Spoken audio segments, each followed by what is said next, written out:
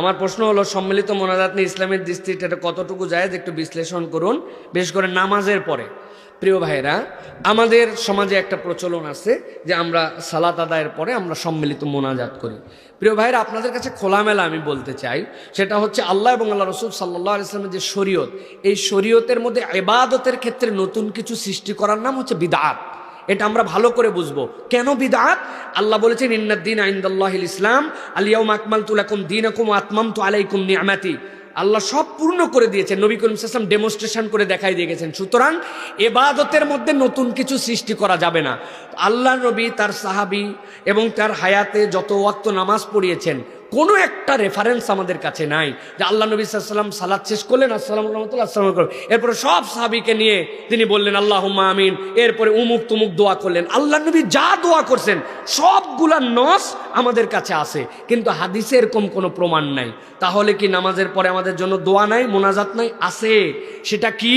নামাজের পরে আপনি আল্লাহর কাছে কিছু আজকার করবেন, ওই আজকার করার পর আপনি আপনার জন্য মোনাজাত করবেন। ফরজ নামাজের পরে দোয়া কবুল হয়, আল্লাহর কাছে কায় মনোবাক্যে ফরিয়াদ করা যায়, এই মোনাজাত করা বৈধ। কিন্তু এই যে সম্মিলিত, যেটা না করলে আবার আমরা মনে করি নামাজই পূর্ণ হয় নাই, এটা নিয়ে এত কথা হওয়ার কারণ কি? এটা নিয়ে এত কথা হওয়ার কারণই এই উমুক হুজুর মোনাজাত করলো না কেন নামাজের পরে? তো করে নাই তো কি নামাজ শেষ হয় নাই? ওই নামাজ শেষ হলে হবে কি, মোনাজাত না হলে কি নামাজ শেষ হয় নাকি?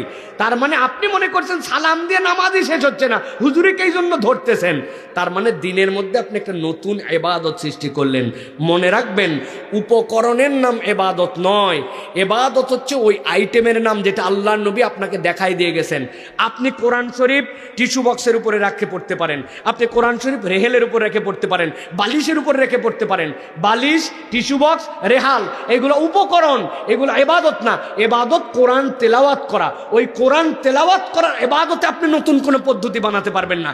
চাইলে যেখানে রাখেন সেখানে রেখে পড়েন, ওটা উপকরণ। সুতরাং উপকরণ আর ইবাদত বুঝতে হবে। আপনি দোয়া করবেন, মোনাজাত করবেন, আজকার করবেন, কিন্তু সম্মিলিত করতে হবে। এটা না করলে নামাজ হচ্ছে না।